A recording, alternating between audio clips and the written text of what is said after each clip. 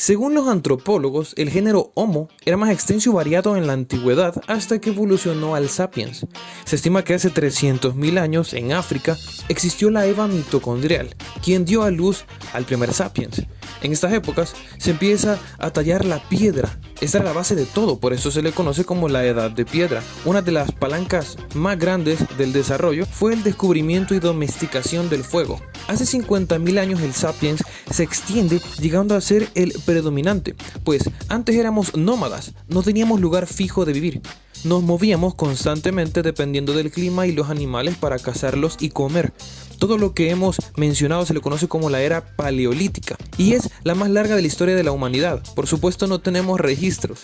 No sería hasta en el Mesolítico que el extinguirse animales importantes como el mamut o los cambios del clima harían que los sapiens empezaran a quedarse en lugares fijos, ya que con el nuevo ecosistema, en vez de cazar, la nueva forma de sobrevivir se empezaría a popularizar mediante la agricultura y ganadería. Aquí aparecería la transhumancia, donde los humanos en vez de ser nómadas eran sedentarios y se quedaban en un lugar fijo. La transhumancia se refiere a adaptarse al medio respetando la biodiversidad para optimizar la ganadería. Todo esto daría paso al Neolítico, pues se empezarían a formar comunidades, crearían roles, oficios, etc.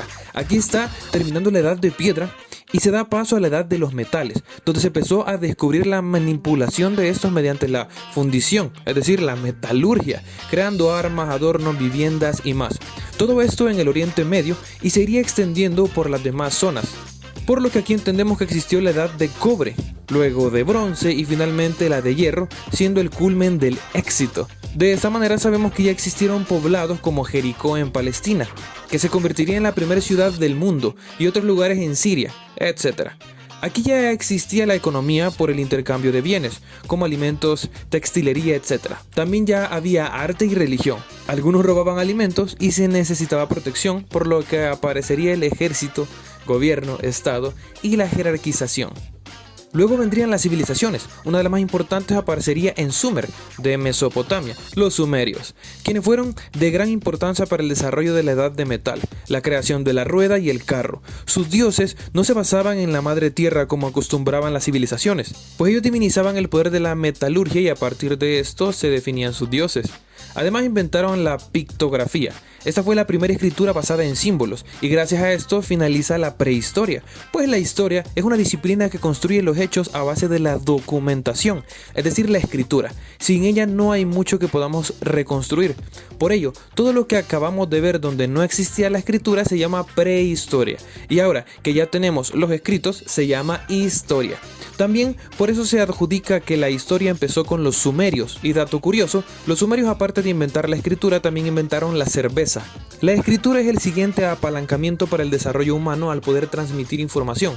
Aquí un ejemplo de cómo evolucionó la escritura. Estamos en Mesopotamia en el año 2900 a.C. Ya es la edad antigua y un diluvio arrasa con todo, dando oportunidad a que los sumerios reconstruyan todo desde cero y aquí es cuando se urbanizan. Esta civilización ya sabían cosas básicas como que la tierra giraba en torno al sol y que era esférica. Además, Sumer se componía de diferentes regiones con culturas y dioses diferentes. Las más famosas eran Ur, Isin, Lagash, Uma y Babilonia. La primera guerra registrada de la historia fue por diferencias entre Uma y Lagash, pero siguieron prosperando entre todos. A la par de Sumer estaba Akkad, otra región. El gentilicio eran acadianos. En un momento, esta región de Akkad entra en guerra y quien sale victorioso es un copero de un rey que se rebeló, conocido como Sargón el Grande, por lograr la victoria y crear el imperio acadiano, el primer imperio de la historia, pues él era de Akkad. Además, era semita. Según la Biblia, los semitas son descendientes del primer hijo de Noé, Sem. Por esto aquí los sumerios caen y Sargón toma el control de Mesopotamia. El reino acadiano caería luego de la muerte de Sargón y la administración de sus hijos y nietos. Los reinados de la región se empezarían a repartir por zonas. Al mismo tiempo en Egipto ya se está creando una nueva civilización mediante una dinastía de faraones, basada en su mitología por supuesto. La capital de Egipto era Menfis y luego pasaría a ser Tebas. Egipto tuvo gran ventaja al estar cerca del río Nilo, ya que gracias a este tendría grandes facilidades en la agricultura por los abundantes minerales que este río le daba. Además de que este era una autopista comercial y favorecía su economía. Egipto creó las 3 grandes pirámides que actualmente conforman la única de las 7 maravillas del mundo antiguo que podemos apreciar. En Mesopotamia llegarían los amorreos, de descendencia semita. Era un grupo de nómadas bastante violentos. Empezarían a conquistar lugares, pero en particular uno les gustó y se sedentarizaron ahí. Era una ciudad no muy importante llamada Babilonia. Posteriormente se convertiría en el reino de Babilonia, que se iba a aliar con algunas regiones cercanas y posteriormente conquistaría toda Mesopotamia, de la mano del rey Hammurabi, y de esta manera fundando el imperio de Babilonia. De aquí es que nació el Código Hammurabi, el primer tratado legal de la historia y unificando todas las naciones, apareciendo leyes como la de ojo por ojo. Además, los hombres y mujeres tenían los mismos derechos, aunque sí existían esclavos, y de aquí nació la presunción de inocencia. Hammurabi se consideró un muy buen rey. Babilonia también inventó la profilaxis, que son las medidas que se ocupan cuando hay una enfermedad y hay que prevenirla. Por ejemplo, exiliar a las personas con lepra para que no contaminen. También aquí apareció la ordalía fluvial. Era un método de condena cuando no se estaba claro si la persona era culpable o no, y se dejaba a que los dioses decidieran el destino de esta persona. La amarraban y la lanzaban a un río, y si se hundía era culpable, si flotaba era inocente. En el norte, otro amorreo fundó otro imperio llamado Asirio, y aquí pertenecían zonas como Asur y Nínive. En las guerras, Babilonia empieza a caer, pero se levanta y se forma el imperio asirio-babilónico, de la mano del rey Sargón II, y él embelleció la ciudad de Nínive, convirtiéndose en un lugar muy hermoso.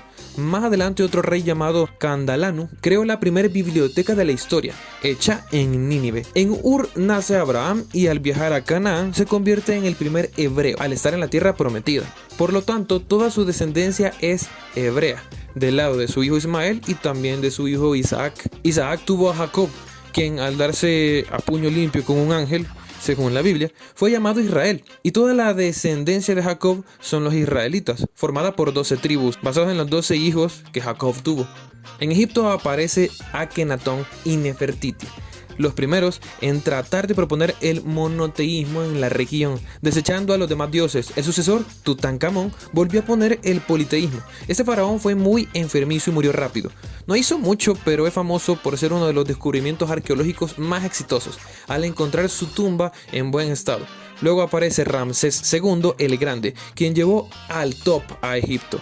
Fue el primero en la historia en firmar un tratado de paz, hecho con los hititas, con quienes estaban en guerra. Egipto avanza mucho en la ciencia y cultura. Israel es conquistado por Egipto y los hace esclavos, luego escaparían con Moisés y tendrían un nuevo reinado de la mano de Saúl. Su sucesor David ampliaría la región y tomaría como capital Jerusalén. Tenían bastantes guerras. Las más famosas relatadas eran con los filisteos, de Filistea, una región cercana. Seguido de David aparece Salomón, quien lo proclaman como el hombre más sabio del mundo. Tras su muerte, Israel se divide en dos. Por un lado, el norte, conformado por 10 tribus y conservaría el nombre Israel, y el sur de 2 tribus, Judá y Benjamín, que pasarían a llamarse como la tribu de Judá. Llega a un punto en que los asirios se levantan en guerra, venciendo a Babilonia y masacrando a todo Israel. Aquí las 10 tribus de Israel desaparecen y Judea y Benjamín se rinden para sobrevivir. Los descendientes de estas dos regiones pasarían a llamarse judíos. Los asirios empezarían a decaer y Babilonia volvería a surgir y empieza el imperio neobabilónico. La mayor éxtasis de este imperio es el reinado de Nabucodonosor II, quien fue el rey con más prestigio después de Hammurabi. Hizo progresar la civilización tanto en la ciencia como en la arquitectura, y se dice que construyó los jardines colgantes hermosos, y son considerados como una de las 7 maravillas del mundo antiguo. Además destruyó Jerusalén y el templo de Salomón. También desterró a los judíos hacia Babilonia, el lugar al que le decían la gran ramera, por su perversión, prostitución e idolatría. Los judíos, para no perder su cultura, escribieron textos que darían lugar al Antiguo Testamento de la Biblia, también conocido como Tanaj. Las regiones más fuertes en este momento eran Babilonia y Egipto. Eran las potencias, pero no contaban con una civilización que estaba surgiendo. Los elamitas, Elam de Mesopotamia, fueron una región que al sobrevivir del imperio acadiano tuvieron un buen comercio y en una gran guerra contra Ur vencerían. Y producto de esto surgiría Persis. Posteriores años después de la conquista de Hammurabi y la caída primera de Babilonia, Persis se haría independiente. Al ver que Babilonia empezaba a resurgir, harían alianza con sus regiones cercanas. Aquí nacería la Gran Persia.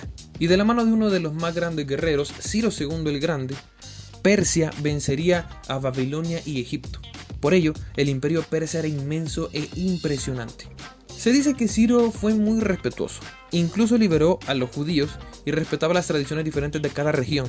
La Gran Persia parecía invencible. Sin embargo, a la par de toda esta historia que hemos contado, se han formado otros reinados. Primero hablemos del némesis de Persia, Grecia. Grecia da origen en Creta y Micenia.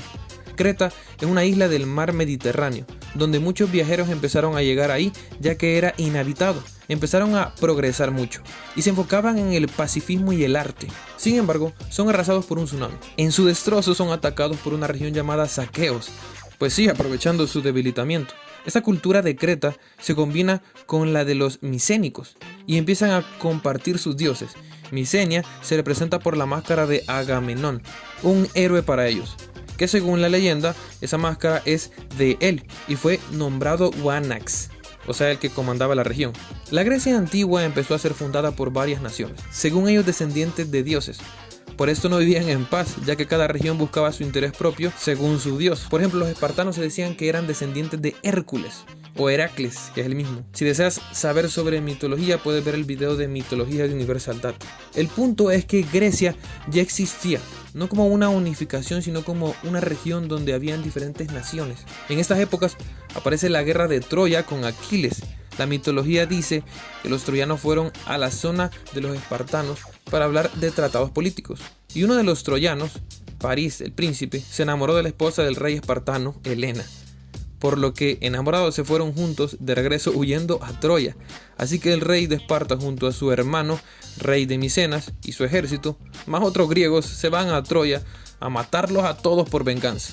Como sabemos, el fin es que con el caballo de Troya los griegos le dan un obsequio de supuesta paz, los troyanos dejan entrar el caballo en sus grandes muros impenetrables y por la noche de ese caballo salen los griegos y los troyanos son masacrados. El espartano recupera a su esposa y todo regresa a la normalidad.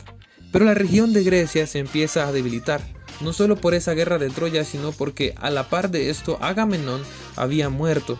El conflicto hizo que los dorios, un lugar cercano, aprovecharan y se conquistaran a todos, desplazando a muchos y obligándolos a vivir de la piratería. Algunos de aquí llegaron a ser los filisteos, aunque esto es solo una teoría. Y hasta que Grecia se empieza a formalizar como estado, empiezan a nacer formalmente las grandes tribus como Atenas, Tebas, Arcadia, Corinto, Esparta, Argos, etc. Todos compartían dioses y la misma lengua, pero seguían viviendo en guerra. Atenas era la ciudad más preciada, pues de aquí salen grandes avances científicos y culturales. Pues este lugar era nombrado así por Atenea, diosa de la sabiduría, hija de Zeus. Esta se representaba con una lechuza, de ahí viene la relación con la educación y este animal. De aquí salen los filósofos presocráticos, como Tales de Mileto y Pitágoras. Se crearon los Juegos Olímpicos en Olimpia, para honrar a los dioses, y cada vez que se hacían estos juegos había una tregua temporal en toda Grecia. El premio por ganar era una corona de olivo. Además, la música ya tenía un gran avance, ya existían instrumentos como percusiones, flautas, que de hecho la flauta es el instrumento más antiguo del mundo. También habían arpas, etc.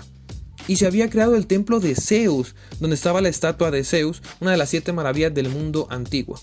En estas épocas también es que sucede la trágica y graciosa historia de Esquilio, un dramaturgo griego, y es que las águilas quebraban los caparazones de las tortugas para poder comerlas. Esto lo lograban chocándolas contra una roca, y pues un águila confundió la cabeza calva de Esquilio con una roca y la chocó con una tortuga. Esquilio murió en el momento. De hecho, ya le habían predicho que esto pasaría. La profecía decía que un dardo del cielo lo mataría, según los dioses.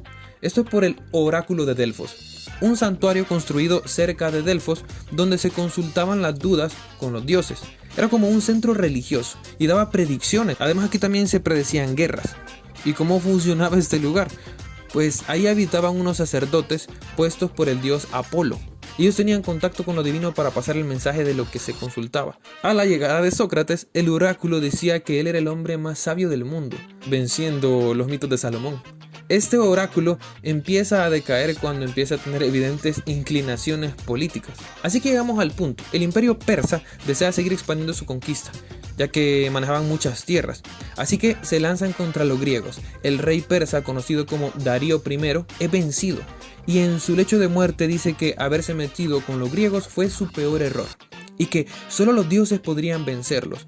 Por ello, el hijo de Darío, Jerjes, se convierte en un dios para poder vencer a Grecia. Luego de caer ante los espartanos varias veces de la mano del rey Leónidas, Jerjes por fin consigue su victoria venciendo una mínima parte de los espartanos. Esto hace que Grecia se una y todas las naciones juntas atacan a Persia. Esto obliga a que Jerjes deba retirar sus tropas y solo empieza a defenderse. Aquí inicia la decadencia del imperio persa y el crecimiento de Grecia. A todas esas batallas se le llamaron las guerras médicas, porque los griegos decían que luchaban contra los medos, así les decían a los persas. Cuando Grecia iba en ascenso, los espartanos deciden tomar la batuta de todo el lugar, formándose la guerra del Peloponeso. Se llama así porque ahí fueron las batallas. En una pelea de Esparta contra Atenas, Esparta sale victorioso y llega a su culmen como ejército, donde por su poca inversión en intelectualidad y solo la promoción de guerreros, inevitablemente irían decayendo. Siendo los referentes de toda Grecia, haría que toda esa región se empezaría a debilitar. En estas épocas aparece Alejandro Magno. Ya estamos en los 356 a.C. Alejandro Magno empieza su imperio en Macedonia, extendiéndolo por todo Grecia. Por eso se llamaba la Grecia Macedónica. Era altamente asesorado por el gran filósofo de turno, Aristóteles. Y por fin, con la Grecia unida, aparecería la época helenística, dirigido por Alejandro Magno, quien tendría uno de los imperios más grandes, ya que Macedonia atacaría a Persia. En esta época estaba el rey Darío III, quien es arrasado por los griegos, y nuevamente Persia cae, y aquí es cuando por fin el imperio persa desaparece.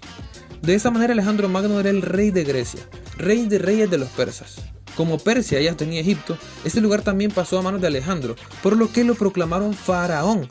Alejandro Magno promovió el mestizaje, llevando a personas de diferentes regiones a que formaran familias, esto con la idea de que se conocieran entre todos y que hubiera paz en todo el imperio macedónico. Una de las más grandes hazañas de este imperio es crear la ciudad de Alejandría en Egipto, un lugar donde según Alejandro sería la fuente de la sabiduría mundial. Y así lo fue por un tiempo. Ahí existió la primera universidad y también la famosa biblioteca de Alejandría. Esta biblioteca era prestigiosa, ya que tenía aportes de todos los escritos de los filósofos pasados, además de Hipatía, la primera filósofa, Arquímedes, un astrónomo matemático, entre otros. La gran biblioteca estaba cerca del puerto de la ciudad. El puerto de Alejandría tendría un faro gigante que atraía a los barcos. Este faro es una de las 7 maravillas del mundo antiguo. Y llegaban de ahí muchas culturas. La ley decía que se debían revisar todas las embarcaciones que llegaban y si tenían un libro, la biblioteca lo debía copiar para almacenar su contenido. Por lo que el conocimiento que albergó la gran biblioteca de Alejandría fue enorme, coleccionando y traduciendo gran cantidad de libros. De hecho, se dice que los escritos hebreos que dan lugar al Antiguo Testamento se tradujeron aquí por primera vez. Claro, la biblioteca sin saber la gran importancia que tendrían luego. Alejandro muere en el año 323 a.C., en Babilonia, que era parte de su imperio. Muere enfermo de 32 años. Otros dicen que fue envenenado, pero no se sabe. El problema es que, al no dejar sucesor, este es el fin del imperio, pues Grecia se vuelve a debilitar. Fue uno de los imperios más grandes, pero más breves de la historia. Cleopatra era quien tenía el trono en Egipto. Era bella e inteligente, estaba lista para independizarse de Grecia, y lo lograría gracias al siguiente imperio del que hablaremos, Roma. La mitología cuenta que los romanos vienen de Rómulo y Remo, unos bebés amamantados por la loba Capitolina. Rómulo al crecer mata a Remo y fue quien fundó Roma, convirtiéndose en el primer rey, y así Roma inició como una monarquía. Luego, todos llegaron a la conclusión que era mejor un senado, es decir, un grupo de personas gobernando y no solo una persona. Ahí nació el Senado, también inventaron el calendario tal cual lo conocemos actualmente. Roma empezó a conquistar muchos lugares. El Coliseo romano, una de las maravillas del mundo moderno, es construido aquí.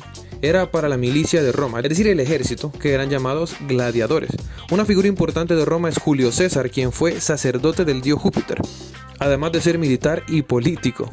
Dirigió la guerra de las Galias contra los gales, una batalla que se cobró miles de vidas. Al ser victorioso ganó gran popularidad y su reino se empezó a expandir por Francia, Bélgica, Holanda, etc. ya era un imperio, el imperio de Julio César. Él era un dictador, esto no le gustaba al Senado, quienes habían acabado con la monarquía. Por ello empezó la guerra civil y empieza la batalla contra Pompeyo, el militar que dirigió el ejército opositor. Por supuesto, Julio César sale victorioso. En eso recibe una visita de una tal Cleopatra, queriendo recuperar el poder que Egipto había perdido, pues Cleopatra fue la última reina. La historia cuenta que Julio César fue seducido por ella por puro interés, así que cayó en sus garras y fueron amantes y hasta tuvieron un hijo. Julio César junto con Cleopatra atacan Alejandría y queman la ciudad, junto con la biblioteca, perdiéndose gran cantidad de escritos. Aquí empieza la caída de Grecia. Al regresar Julio a Roma, se topa con otra guerra provocada por los hijos de Pompeyo. Querían la revancha, y fue una guerra muy dura, tanto así que dicen que Julio César había optado por suicidarse, pero al final sí salió victorioso. De nada sirvió, pues el Senado seguía sin aprobar a César, así que un 15 de marzo fue apuñalado multitud de veces por los mismos romanos y esa fue su muerte. Estamos ya en los años 44 a.C. El hijo adoptivo de Julio César, llamado Octavio Augusto, hace una alianza con Marco Antonio, su amigo, y juntos se rebelan contra Roma, en venganza matando a todos los que se opusieron a César. Y esta vez sí, tendrían el control de todo y comienza el imperio de Octavio Augusto. Marco Antonio traiciona a su esposa, quien era la hermana de Octavio, y por lo tanto Octavio también es traicionado. Por ello escapa a Egipto. Sí, Cleopatra lo había seducido y Marco Antonio cayó. Dicen que Cleopatra era muy hermosa, pero tener de enemigo a Roma no era una muy buena idea. Por ende empieza la guerra, las tropas dirigidas por Marco Antonio contra las de Octavio. Por obvia ventaja, Octavio tiene la victoria y Marco Antonio junto con Cleopatra escapan y se refugian en lo que quedaba de Alejandría. A Marco Antonio le llega el rumor de que Cleopatra había muerto, y a pesar de que no era verdad, esto causó que Marco se suicidara. Cleopatra, al sobrevivir y sin muchas opciones, trató de seducir a Octavio también, pero esta vez no sucedió. Cleopatra no logró su cometido y huyó a Egipto, donde se suicidaría en un ritual dejándose morder por una cobra. Antes de morir pidió que la enterraran a la par de la tumba de Marco Antonio. Roma conquista Grecia y su imperio era enorme. En los últimos años de Octavio nace Yeshua ben Yosef, o como muchos lo conocen, Jesús el Cristo o Jesucristo el Mesías. Sus padres, José y María, eran de Nazaret en Galilea. Viajaron a Belén de Judea, que era lo poco que quedaba de Israel, y ahí nació. El rey de Judea era Herodes y según la Biblia, al enterarse que nacería el Cristo, mandó a matar a todos los bebés, por lo que José y María huyen a Egipto y pasan ahí unos años, en lo que pasa esta crisis. Después de la muerte de Herodes, continúa el reinado de su hijo, por lo que José y María, al querer regresarse, prefieren ir al lugar de su origen, que es Nazaret de Galilea, donde Jesús se cría. Por ello le dicen Nazareno o Galileo, porque se crió ahí, aunque su nacimiento haya sido en Belén de Judea. Por cierto, algunos historiadores piensan que esto posiblemente es falso y realmente Jesús no nació en Belén, sino que en Nazaret. Pero eso es otro tema. Había empezado el imperio de los Césares, con Julio César, luego Octavio y después aparecería Tiberio Julio César Augusto, quien rechazó la apoteosis por primera vez, que era la costumbre de endiosar al emperador de turno. En estas épocas es cuando Jesús ya ha crecido y su polémico mensaje se empieza a popularizar, enfatizado en amor, humildad, justicia, respeto y fe. Además, le da una responsabilidad a sus seguidores diciendo que todos ellos son la luz de la oscuridad en la tierra. Pero lo polémico era que decía que era el Hijo de Dios. Al llegar a Judea, su lugar de nacimiento, los judíos que quedaban se insultaban al escuchar el mensaje y se indignaban porque como un carpintero iba a ser el Hijo de Dios. Así que lo acusaron con el mandatario del lugar, Poncio Pilato. Como en la cultura romana daba igual todo eso ya que ellos creían en el dios Júpiter, los judíos lo acusaban por decir que no pagaban impuestos al César, o sea, el emperador de turno, el nombre inspirado en Julio César. Y también lo acusaban por decir que él era un rey y que era el Cristo. Esto sí ya era preocupante para Roma, por lo que Jesús es torturado y crucificado. Sus seguidores, entre ellos los famosos Pedro, Mateo, Marcos, Lucas y Juan, afirman haberlo visto resucitado al tercer día y elevarse al cielo, diciendo que vendría por segunda vez a la tierra a llevarse a sus seguidores. Este mensaje es un problema para Roma, por lo que el cristianismo se vuelve prohibido y matan a todo aquel que lo profese. Esto obliga a que muchos empiecen a escapar, lo que permite que en lo que anden huyendo sigan predicando, y es así como el cristianismo se empieza a expandir en varios lugares. Se dice que Simón Pedro fue el primer líder de la iglesia, a lo que después se le denominaría como el Papa. Luego de los 67 años después de Cristo, llegaría San Lino, quien se dice que fue el segundo papa sucesor de Pedro. Se dice que el último de los Césares fue Nerón, quien fue recordado como un loco ordenando asesinatos y torturas. Incluso mandó a matar a su madre, y cuando Roma se quemaba por la guerra, él lo vio todo desde su reino tranquilamente mientras tocaba la lira. Era un enfermo. De ahí varias dinastías siguieron, como la de Marco Aurelio con su hijo Cómodo, que fue el top de Roma. Y luego empezaría a caer por diferencias entre todos y guerras civiles. Hasta que llegaría Diocleciano e intentaría unir a Roma nuevamente, afirmando que el imperio era tan grande que había que partirlo en 4. Aquí empieza la tetrarquía, quienes eran Galerio, Maximino, Severo y Constantino. Fracasó esta idea cuando Diocleciano cesó de sus mandatos. Los 4 lugares entran en guerra y el ganador fue Constantino, y empieza el imperio romano de Constantino. En Bizancio, un lugar de Grecia dominada por los romanos, se hizo la capital de todo este imperio y se llamó Constantinopla, en honor a Constantino. Para esta fecha seguían matando cristianos y no acababan. De hecho, estos asesinatos hacían que se hablara más del tema, por lo que estas cuestiones tuvieron mucho contacto con Constantino hasta el punto de que él se convirtió, o al menos así dicen. Fue el primer emperador cristiano, y así Roma se hizo al cristianismo, dejando de perseguir cristianos y haciendo una religión oficial, representada con una cruz. Al no tener la imagen de Jesús, se dice que se tomó como base la del dios Júpiter. Ya estamos aproximadamente en los 313 después de Cristo, y todo lo que no era cristiano ya era herejía, así como el arrianismo, una corriente que decía que Jesús no era Dios, sino un mensajero que nos vino a hablar de él. Todos los arrianistas eran castigados. A pesar de eso, el hijo de Constantino fue arriano. También se empezó a destruir todo lo que esté en contra del cristianismo, como por ejemplo los pocos textos que se rescataban de la biblioteca de Alejandría. La pérdida de la biblioteca y estos últimos textos suponen uno de los atrasos más grandes que la humanidad ha sufrido en el progreso. También se cerró definitivamente el oráculo de Delfos. Ya en los años 395 aproximadamente llegó el emperador Teodosio y fundó la Iglesia Católica Romana. La palabra católico se refiere a universal. Esta para él era la Iglesia universal. Y aquí es cuando Roma se oficializó 100% basado en el cristianismo. El fundamento era que Jesús, Espíritu Santo y Padre son uno, son Dios. En estos momentos también se empezó a crear la Biblia oficial. Tras la muerte de Teodosio, Roma se parte en 2, con sus 2 hijos. Por un lado Arcadio, con la zona oriente, y por el otro Honorio, del occidente. El imperio de Honorio empieza a caer por las constantes luchas que deben sostener con los godos, o como a los romanos les gustaba decir, los bárbaros. Esos son un grupo de guerreros germanos de la región de la actual Alemania que creían que su dios era Thor. No son los vikingos. Estos aún no han aparecido. Pero el imperio del oriente, este sí sobrevive y se convierte en el imperio bizantino, con Constantinopla como su capital, adoptando el idioma griego, ya que ese sector era mayormente dominado por los griegos nativos que le pertenecían a Roma. Así que ya hemos avanzado bastante en la historia. En Asia han pasado cientos de años en guerra. Cuando empieza el imperio chino, el emperador es el precursor de la moneda y es de gran importancia para la existencia y la historia del dinero a nivel mundial. Más detalles puedes verlos en el video de economía de este canal. Además, en Japón estaba la milicia fascinante de los samuráis, quienes tenían la filosofía de que su alma se extendía en su espada. Eran guerreros que meditaban, tenían una alta capacidad de concentración, eran quienes gobernaban Japón. Otros son los nórdicos, en la zona conocida como Escandinavia. También se estaban formando y progresando. Quizás los que iban más lentos y sin prisa eran las tribus de África y de América, que estas últimas ya hablaremos luego. Nos colocamos en el año 476 después de Cristo. Ha finalizado a lo que conocemos como Edad Antigua. Ahora inicia la Edad Media. La Edad Media se llama así por ser la época de en medio cuando estaban creando los nombres. Pero bueno, ¿qué le vamos a hacer? La Edad Media parte de la caída del Imperio Romano de Occidente y cuando los pueblos germanos empiezan a habitar ahí, adoptando la cultura cristiana.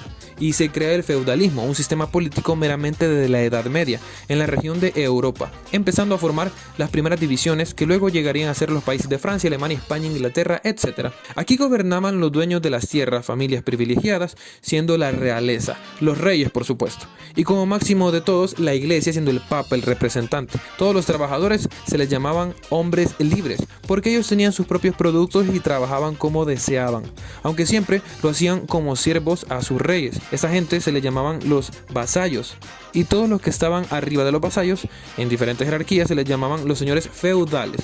Las ciudades se empezaron a desalojar y la mayoría de las personas empezaron a vivir en zonas rurales para trabajar en las tierras de los reyes. Un vasallo podría luego tener una persona en su servicio y convertirse en señor, así existiendo el vasallo del vasallo.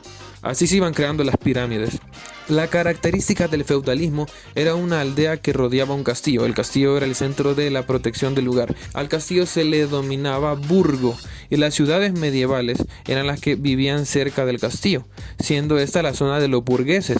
Aquí nace el estilo gótico de la arquitectura, una belleza. Y las universidades empezaron a crecer y aparecer más.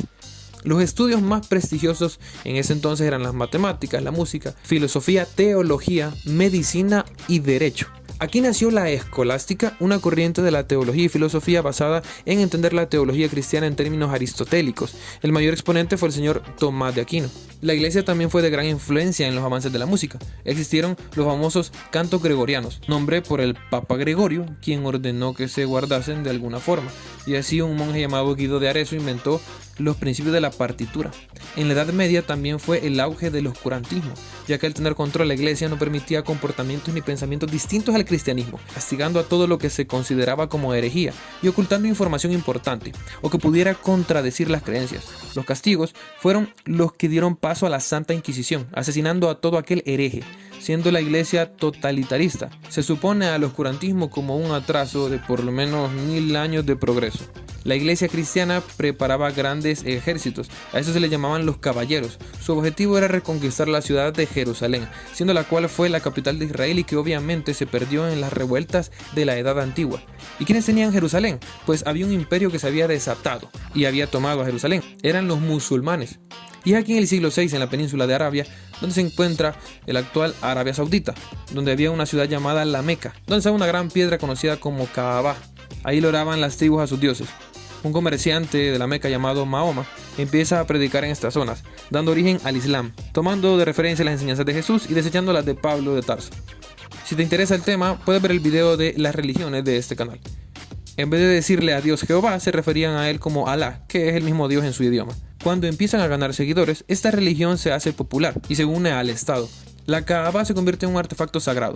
Mahoma muere en el año 632, pero Arabia ya se había unido.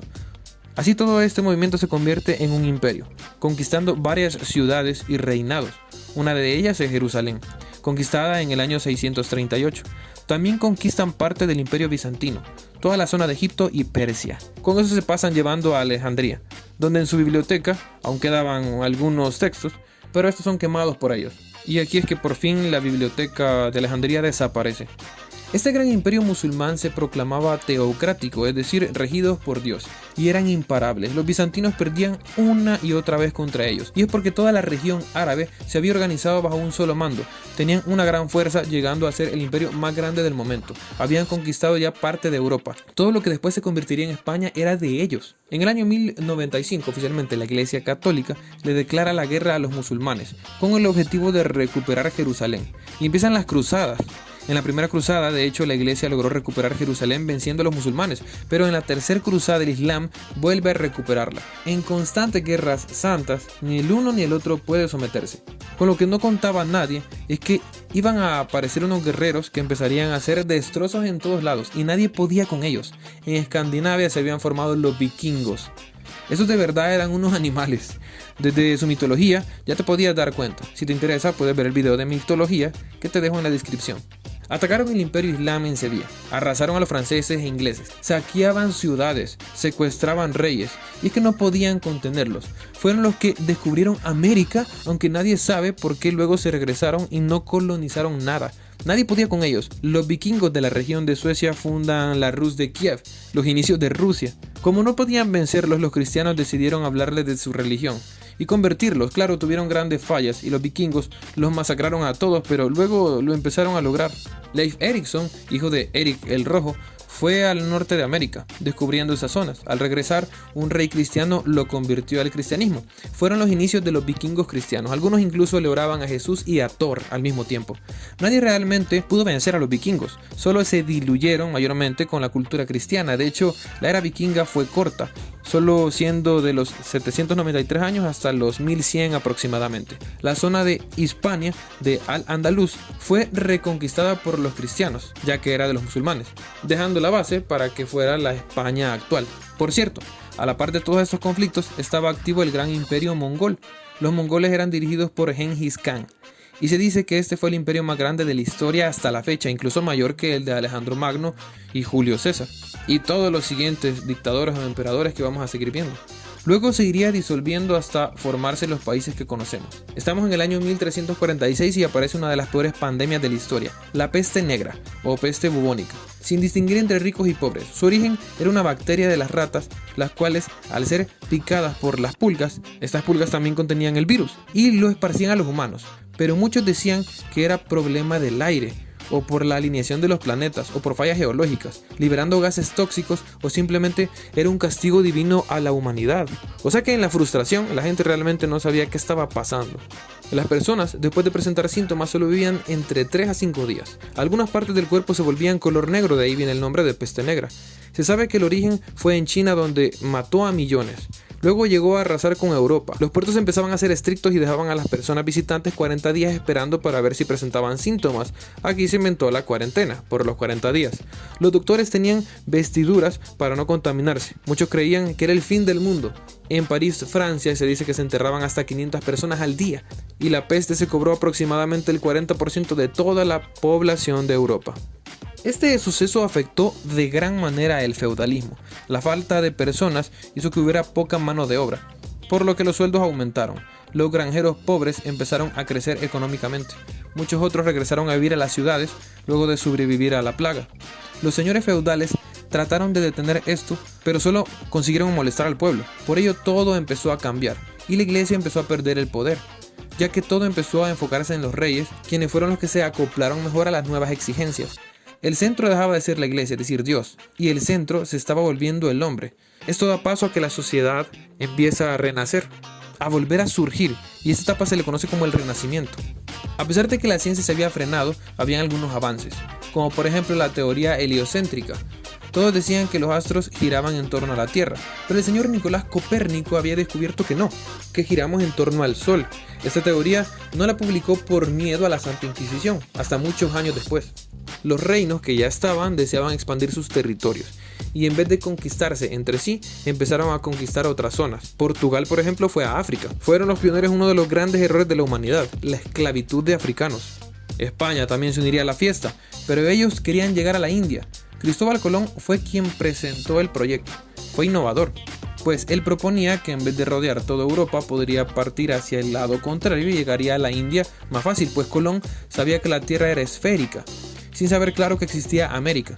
El 3 de agosto de 1492, Colón parte en su aventura, y el 12 de octubre del mismo año se topa con una isla que no se sabe con exactitud cuál era. Le llamó San Salvador, y para Colón era la parte de atrás de India. Así que empezaron a hacer más viajes. Él no sabía que había descubierto un nuevo continente. Al mismo tiempo, desde Turquía, con las influencias del Islam, se había formado el Imperio Otomano, que a estas alturas ya tenía una gran fuerza militar, y por fin vencen el Imperio Bizantino y se proclama la gran caída de Constantinopla y el fin de lo que quedaba del gran Imperio Romano. Por cierto, ahí estaba la iglesia más grande del cristianismo, la iglesia de Santa Sofía, que al ser conquistada por los musulmanes se convirtió en una mezquita para adorar a Alá. Además le cambiaron el nombre a Constantinopla, le pusieron Estambul, que significa ciudad del Islam. El líder del Imperio Otomano se le llamaba el sultán, que es el equivalente al monarca. Siempre tendría que estar por debajo del líder supremo religioso, llamado califa, quien es el sucesor de Mahoma. El problema es que para ese entonces el Islam ya se había dividido por diferencias religiosas con respecto al califa. Existían los musulmanes chiitas y sunitas, cada uno con un líder diferente. Si te interesa puedes ver el video de las religiones. El punto aquí es que el Imperio Otomano era de los sunitas. Al mismo tiempo de todo esto, estaba cesando por fin una guerra conocida como la Guerra de los 100 años por el Imperio francés contra el inglés, obviamente por terrenos, y donde una de las figuras más importantes fue la militar Juana de Arco, también conocida como la doncella de Orleans, que alentó al Imperio francés a resistir a pesar de sus momentos de crisis y vencer. Gran importancia de esta historia es cuando Juana es capturada y asesinada por la hoguera, o sea, fue calcinada, y esto motivó a los franceses a considerarla como mártir. Todo esto es de gran importancia para el reparto de terrenos actual de Inglaterra y Francia. Además, Juana de Arco llegaría a ser canonizada por la Iglesia Católica en posteriores años. Con el cese de esta guerra, los inicios del descubrimiento de América, la caída de Constantinopla, el ascenso del Imperio Otomano y el cambio cultural por la peste negra, la Edad Media termina y empieza la Edad Moderna. La Edad Moderna arranca cuando el Imperio Bizantino se desvanece, siendo el lugar con más cultura y avance. Se expande su conocimiento mayormente griego-romano por el mundo y se empieza a valorar mucho el pensamiento crítico basado en los filósofos clásicos, como Aristóteles, Platón o Sócrates. Esto desplaza a Dios del centro, o sea, el teocentrismo, y se pone al hombre ahí, es decir, antropocentrismo, en consecuencia de todo lo antes contado, por supuesto. A pesar de, la Santa Inquisición aún seguía, pero el antropocentrismo iría muriendo paso a paso al darnos cuenta que aún ni el humano es el centro del mundo. El primer golpe es para los europeos, cuando se dan cuenta que no son las únicas personas, pues hay otro continente, el cual Colón murió pensando que era la India, pero el geógrafo Américo Vespucio es quien se entera que es otra tierra, y da lugar al nombre del continente, América. También se llega a tener contacto con las zonas asiáticas, así que nos enteramos que el mundo es más grande de lo que pensábamos. También al darnos cuenta que ni siquiera el mundo es el centro del universo, que solo giramos alrededor del Sol. Esto gracias a la teoría heliocéntrica que nos dejó Nicolás Copérnico y los grandes descubrimientos de Galileo Galilei. Debido a la ambición, España decide conquistar América, a pesar de que no fue fácil. Ni Moctezuma, el emperador más conocido de los aztecas, o Cuauhtémoc, el último emperador, no pudieron contra las tropas de Hernán Cortés. Primero porque contaba con más tecnología, tenían armas de fuego que los indígenas no sabían cómo usar. Pero el factor más importante fue la viruela, siendo una enfermedad no apta para la población de América, causando muchas muertes. Los españoles saquearon el oro de las tierras, se los cambiaron por espejos y los trataban como esclavos. Se inventó un sistema de castas para clasificar a las personas según su nacimiento. Las clasificaciones más populares son los criollos, que son los europeos nacidos en América, los mestizos, de padre europeo y mujer indígena, los zambos, hombre negro con indígena, etc. Obviamente, la mejor cosa era ser español. Debido al pésimo trato hacia estas personas, los frailes, los religiosos pues, hicieron protestas para velar por los derechos de los americanos, dando paso a la ley de Burgos y los inicios de los derechos humanos. Debido a esto, Portugal, Francia e Inglaterra también ven la buena idea que es ir a conquistar y agarran su pedazo de América. Incluso después llegan a África para exportar esclavos a América, todo con tener más mano de obra y más poder. Evidentemente, todos los imperios reyes y el poder de la iglesia iba a acabar. Esto inicia el 31 de octubre del año 1517, con la Reforma Protestante. Martín Lutero se rebela contra la iglesia, mayormente por el problema de las indulgencias, es decir, cobrar a los familiares para que sus muertos pasen menor tiempo en el purgatorio. Había una corrupción enorme. De esta manera la iglesia se parte en dos, por un lado los luteranos, o sea los evangélicos protestantes, y por otro lado la iglesia católica, y que por supuesto después de la crisis ellos también deberían hacer una contrarreforma de sus ideales, así cambiando todo el cristianismo. Para ese entonces la Biblia no podía leerse, solo la hacían los sacerdotes, ya que estaba en latín. Lutero propuso que todos somos sacerdotes y todos debemos leerla, razón por la que debe ser traducida a todos los idiomas. Es aquí cuando surge la primera imprenta del mundo, la imprenta de Gutenberg, creada por Guillermo de Orange, y es un punto importante de gran apalancamiento de progreso en la historia. Evidentemente la iglesia lo estaba haciendo mal y la humanidad se empezaría a dar cuenta. Una de las peores tragedias es la famosa batalla de Lepanto, una guerra entre los musulmanes por parte del Imperio Otomano contra la Europa cristiana. En este caso el cristianismo vence y a pesar de que el Imperio Otomano sobrevive, es un gran golpe para ellos. Lo triste de esta historia es que se considera la batalla de Lepanto como la más brutal de la historia por la implicación religiosa y emocional que conllevaba, provocando que los guerreros hicieran muchas masacres en el nombre de Dios, derramando mucha sangre. Ahora el imperio de la iglesia también debía preocuparse por el nuevo surgimiento del protestantismo. Se dan cuenta que una buena forma de ganar a la población es mediante el arte, por lo que se da el nacimiento del barroco, una forma de arte muy llamativa, con muchos adornos que atraía a mucha gente al Vaticano. Se inventó la ópera y todo el arte progresó mucho. De aquí surgieron grandes personajes como Vivaldi, pero también del lado protestante tenemos a grandes figuras como Johann Sebastian Bach. Aún así, eso no era suficiente. Pasó lo que tarde o temprano pasaría, la guerra entre los católicos y protestantes, batalla que no dejó a nadie victorioso, sino solamente un imperio español debilitado y el fin de su hegemonía. Pero se venían buenas noticias. Con la aparición de Isaac Newton, la ciencia empezaría a tener un auge mayor.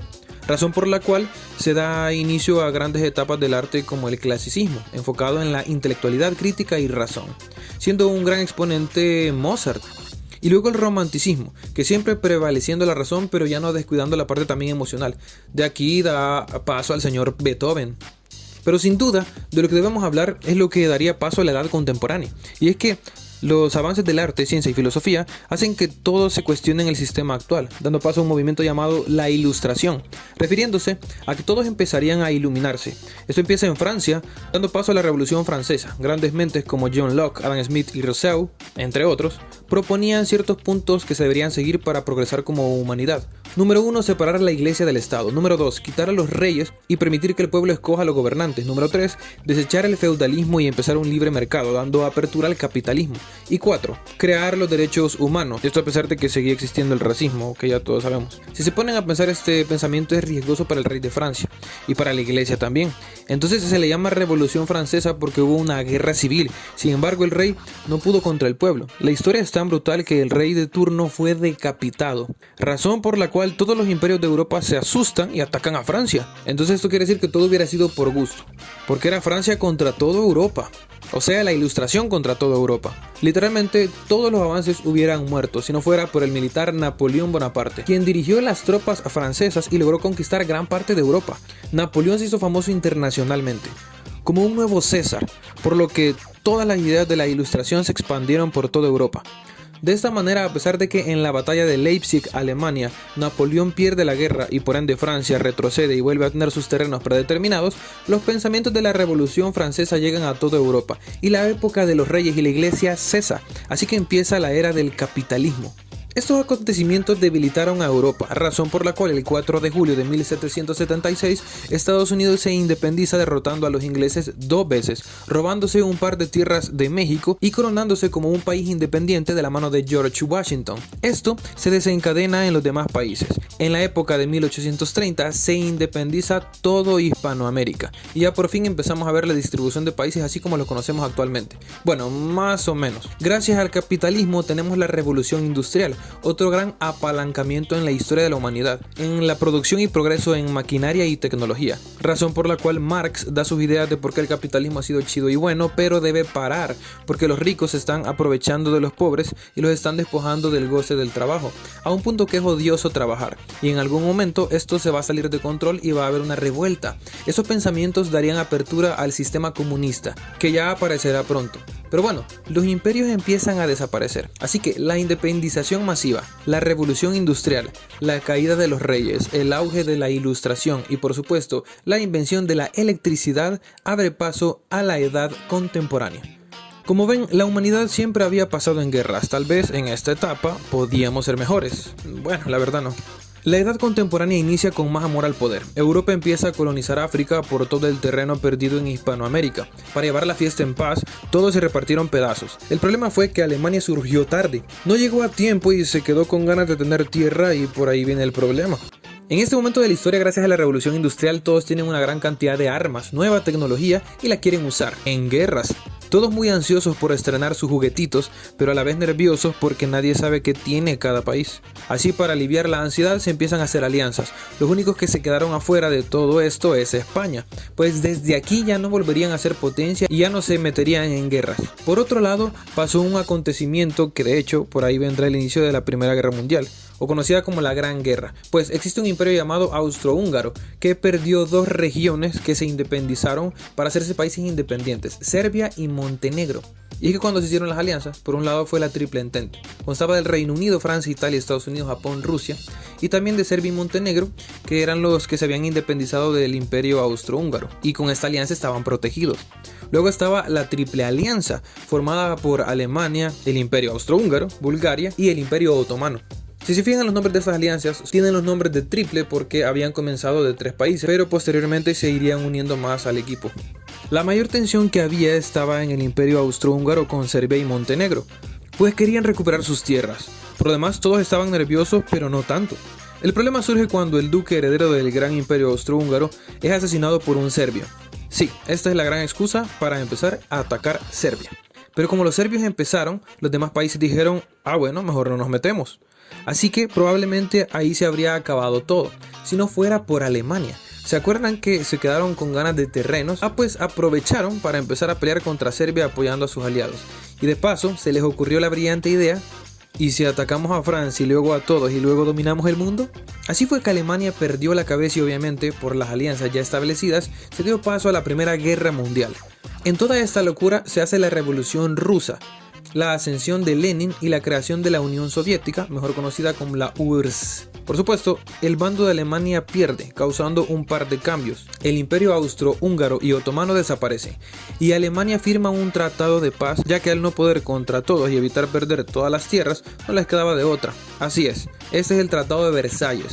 Fue firmado en Francia, imponiendo a Alemania ciertos detalles como ceder el 13% de todas sus tierras, pagar indemnizaciones por la guerra, que obviamente estamos hablando de millones, prohibición de no más de 100.000 hombres militares, no fabricar ninguna arma de guerra y pedirle perdón a todo el mundo. Para la cereza del pastel, esto hace que Alemania sufra una gran crisis económica, dejando a todo el país muy pero muy mal. Necesitaban a un líder que les ayudara a salir de este agujero. La Primera Guerra Mundial inició en 1914 y finalizó en 1918, dejando a más muertos que la batalla de Lepanto. Había sido la guerra que se cobró a más vidas de la historia. Por supuesto, la Segunda Guerra Mundial superaría estos números. Esa sí sería la más brutal de la historia hasta la fecha que se graba este video. ¿Pero qué llevó a la Segunda Guerra Mundial? Tras la victoria de los países en la guerra, uno de ellos, que fue Estados Unidos, decidió expandir su economía. Se incentivó mucho la inversión en la bolsa de valores. Todos lo hacían como si se tratara de un deporte, hasta hacían grandes préstamos con tal de invertir. La economía parecía que iba en ascenso, pero esto era una burbuja que podía explotar. Así lo fue. La caída de la bolsa de valores de Wall Street no solo ocasionó grandes suicidios, sino que además afectó la economía mundial, tomando por sorpresa a una Alemania que ya de por sí estaba devastada. Este fue el último golpe que recibe Alemania, quienes fueron empoderados por un tal Adolf Hitler, proponiendo que eran la raza superior, inventando la Alemania nacional socialista, es decir, los nazis, con muchas ideas racistas y antisemitas en contra de los judíos, además de antimarxistas y anticomunistas. Hitler escribió el libro Mi lucha, la Biblia del nazi. Le escribió en la cárcel, luego de un golpe de estado fracasado dirigido por él mismo. Cuando Adolf ganó las elecciones, empezó a militarizar a todo el país, algo que estaba prohibido por el Tratado de Versalles. Se sabe que protestó Francia e Inglaterra, pero al final nadie hizo nada. Y a Hitler se le ocurrió la idea: ¿y si atacamos a todos y dominamos el mundo? Los nazis hacen un pacto con Stalin, es decir, con la URSS, los soviéticos. 9 días después del pacto, Hitler invade Polonia, lo cual asusta a todos los países y se da inicio a la Segunda Guerra Mundial. Alemania tomó terrenos como el de Francia, Bélgica, Polonia, etc. Se aliaron con la Italia de Mussolini y Japón, lo que ayudó a expandir el imperio, además de conquistar más países como Grecia, Bulgaria, Singapur, Tailandia, Filipinas. Hasta parte de Egipto y China fue conquistada por la Gran Alianza. El error de Hitler fue la Operación Barbarroja, rebelándose contra los soviéticos.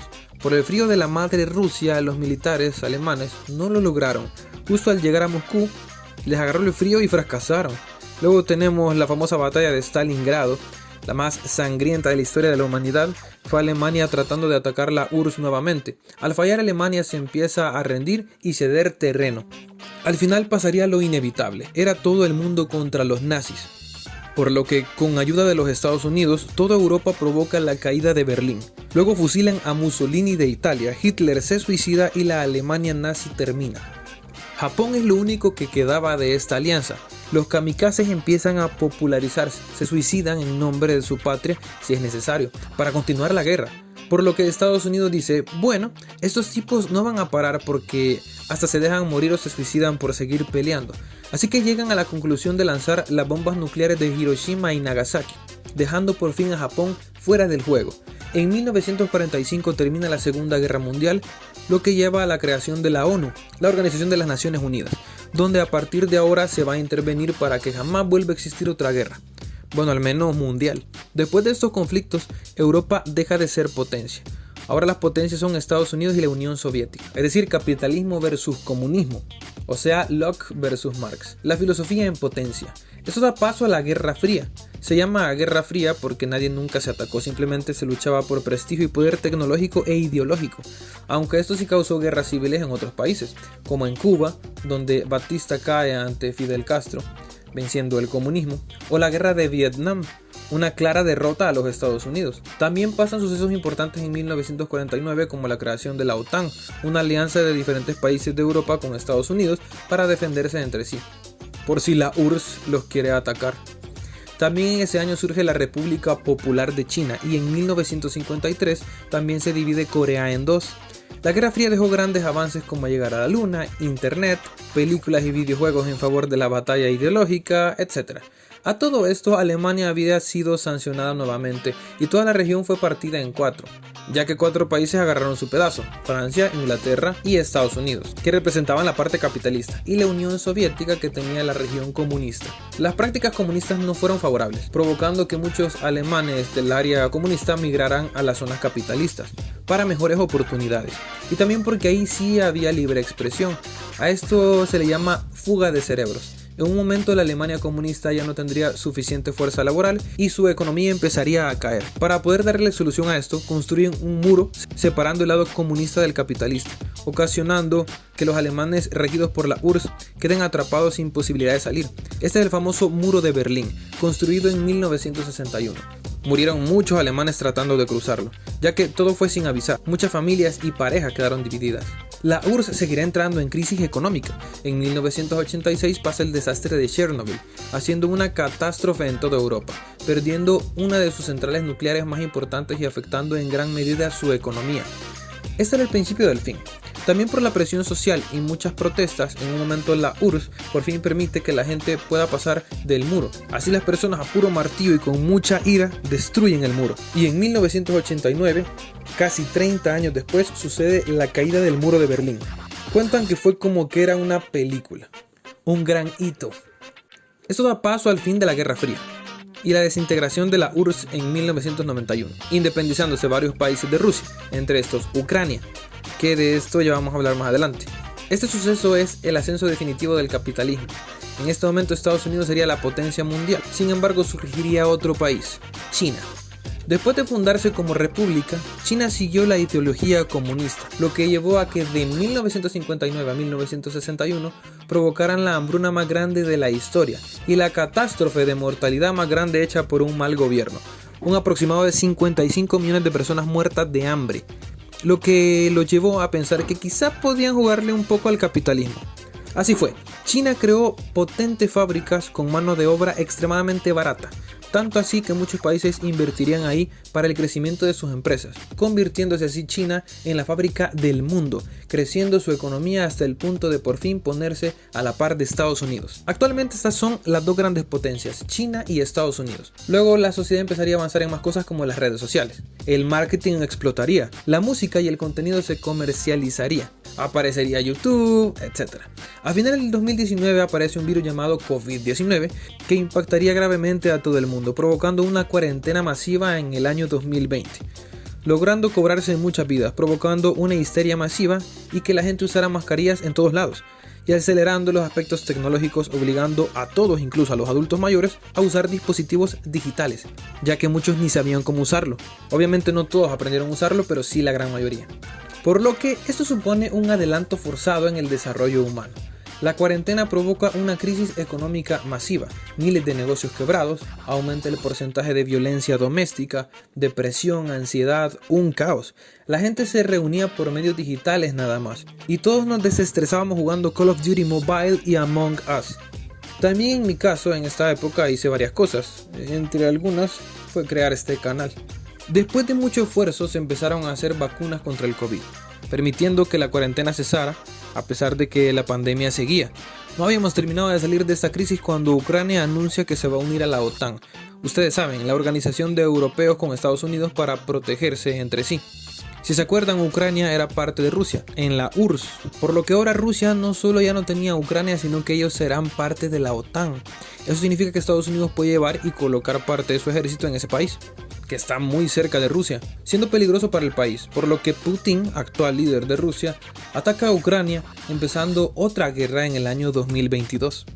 A la fecha de grabar este video, la guerra sigue. Se ha sancionado a Rusia económicamente de muchas formas y la crisis económica para todo el mundo ha aumentado y vamos de mal a peor.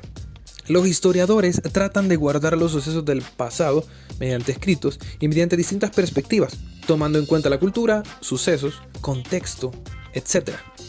Y todo se ha organizado en diferentes edades o etapas de las que ya hablamos. Eso solo fue un pequeño resumen del trabajo de muchos.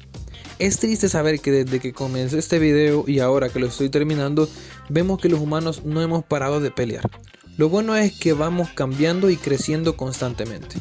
Hemos transitado en ideologías, pensamientos políticos, económicos y sé que seguiremos cambiando y mejorando en todo esto. Vamos a llegar a ser mejores. Al menos yo sí soy optimista.